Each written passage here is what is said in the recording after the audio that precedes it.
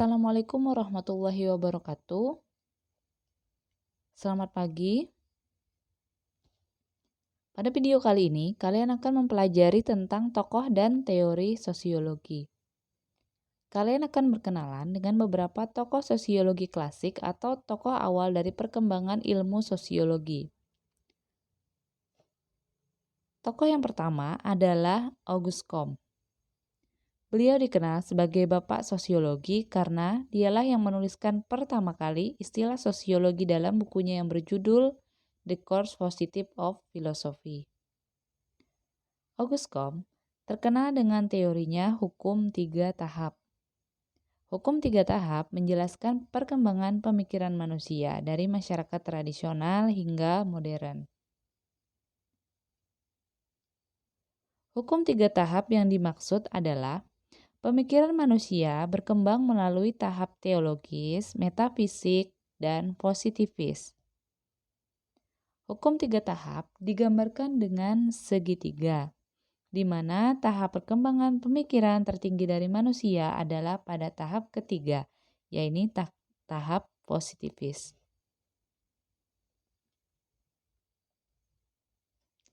Pada tahap teologis, manusia masih beranggapan bahwa semua benda di dunia ini memiliki kekuatan supranatural.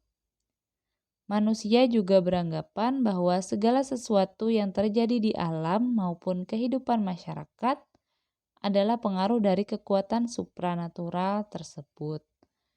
Pada tahap ini, perkembangan ilmu pengetahuan masih sangat rendah atau bisa kita katakan manusia belum mengenal ilmu pengetahuan yang bisa menjelaskan kejadian alam maupun kejadian sosial di masyarakat. Pada tahap ini, manusia terkesan tidak rasional.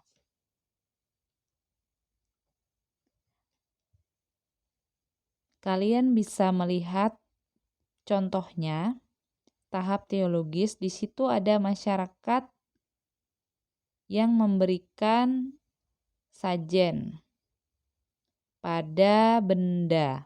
Di sebelah kanan itu pada pohon, hanya saja pohonnya tidak kelihatan. Dan yang di sebelah kiri memberikan sajen pada keris-keris dan pada bangunan atau tempat ibadah.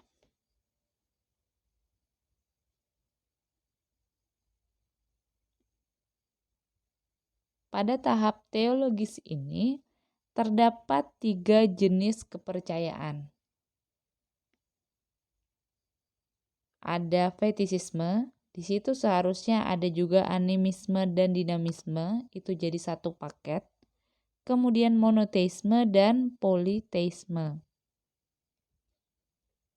Fetisisme, kepercayaan akan adanya kekuatan sakti dalam sebuah benda. Jadi percaya pada benda-benda yang dianggap memiliki kekuatan atau roh di dalamnya.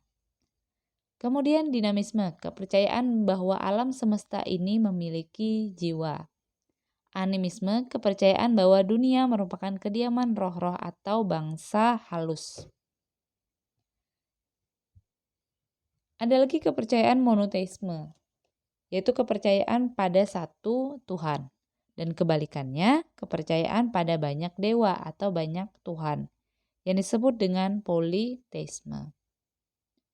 Contoh pemikiran pada tahap teologis ini yaitu kepercayaan masyarakat pada saat gerhana bulan, di mana masyarakat percaya bahwa gerhana bulan pada saat itu bulan dimakan oleh raksasa jahat yang dikenal dengan sebutan Buto. Padahal secara ilmu pengetahuan gerhana bulan bisa dijelaskan. Namun pada tahap teologis masyarakat percaya bahwa kejadian alam seperti itu adalah pengaruh dari kekuatan supranatural tertentu. Gitu ya.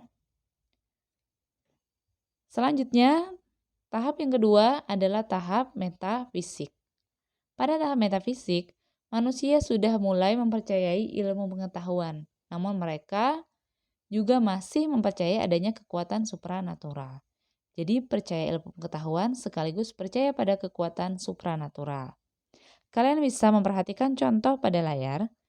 Di situ ada sekelompok pelajar yang sedang melaksanakan ibadah sholat. Mereka sebagai pelajar artinya mereka belajar ilmu pengetahuan dan teknologi. Tapi mereka masih mempercayai adanya kekuatan supranatural, yaitu masih percaya pada Tuhan. Contoh lainnya, saat ini banyak orang yang sudah berpendidikan tinggi namun masih mempercayai peramal atau dukun. Jadi masyarakat kita itu masih berada pada tahap metafisik karena masih percaya pada hal-hal yang berbau supranatural atau berbau gaib. Gaib di sini baik kepercayaan kepada roh, dewa maupun Tuhan sebutannya. Tahap yang paling tinggi yaitu tahap positifis. Pada tahap positifis, manusia sudah mulai meninggalkan kepercayaan pada hal-hal supranatural dan mengembangkan ilmu pengetahuan untuk menerangkan terjadinya gejala alam, dan manusia pada tahap ini sangat mengedepankan intelektualitas. Artinya apa? Secara rasional manusia sudah mulai berkembang, sehingga mereka sudah tidak terlalu mempercayai bahkan tidak percaya pada hal-hal yang berbau gaib atau berbau supranatural. Contohnya, jika sakit maka berobat ke rumah sakit. Masyarakat percaya bahwa yang akan menyembuhkan adalah dokter dan obat, bukan berobat pada dukun atau berobat atau mempercayai dewa. Nah, kepercayaan masyarakat, perkembangan pemikiran masyarakat pada tahap positifis ini banyak terjadi di negara-negara barat. Banyak orang-orang barat yang telah mencapai tahap perkembangan ini dan memilih untuk ateis atau tidak beragama. Kenapa? Karena mereka menganggap bahwa semua yang terjadi di dalam kehidupan manusia sudah bisa dijelaskan dengan logika dan akal sehat. Artinya tidak ada campur tangan Tuhan, tidak ada campur tangan dewa di dalamnya. Itu teori dari Auguste Comte, hukum 3 tahap perkembangan manusia. Tokoh yang kedua adalah Emil Durkheim. Kalian bisa melihat fotonya pada layar. Salah satu teori yang terkenal Emil Durkheim adalah tentang solidaritas sosial yang terbagi menjadi dua, yaitu solidaritas mekanis dan solidaritas organis. Solidaritas organis ditemui pada kehidupan masyarakat desa, di mana masyarakat desa memiliki persamaan norma kelompok. Kenapa? Karena masyarakat desa itu homogen. Mereka satu suku maupun agama. Agamanya sama, sukunya sama, sehingga aturan yang berlaku pada kehidupan mereka pun juga sama. Mereka juga cenderung tergantung satu sama lain, karena terbiasa untuk bekerja sama dengan tradisi yang sudah turun-temurun diwariskan oleh nenek moyang mereka. Bisa kalian lihat pada contoh gambar pada layar. Di situ mereka bekerja sama untuk memanen padi ya. Jadi mereka sudah terbiasa untuk saling ketergantungan satu sama lainnya. Pada masyarakat desa, belum terdapat pembagian kerja. Kenapa? Karena jenis pekerjaan di pedesaan juga tidak banyak.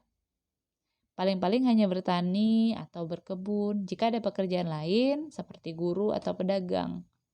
Dan belum sebanyak di kota dengan spesialisasi pekerjaan yang beragam. Masyarakat desa juga dikenal sangat solid. Solidaritas mereka terbentuk atas dasar kesetiakawanan dan kepercayaan, bukan didasari motif pribadi seperti motif ekonomi atau mencari keuntungan. Kebalikannya adalah solidaritas organis,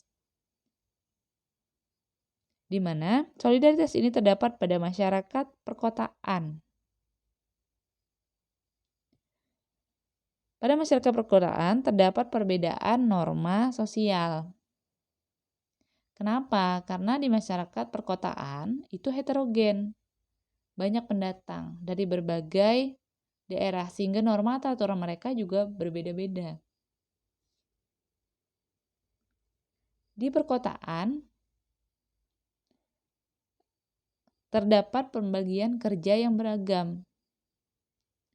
Contohnya pada gambar, di perkotaan sudah ada pabrik. Di dalam pabrik, tidak mungkin satu pekerjaan dikerjakan secara keroyokan oleh karyawannya. Pasti terdapat pembagian kerja supaya hasilnya efektif dan efisien.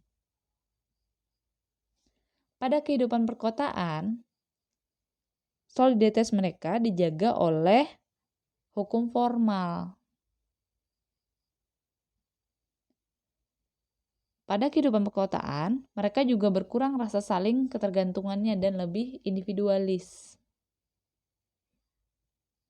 Kalian bisa melihat pada contoh.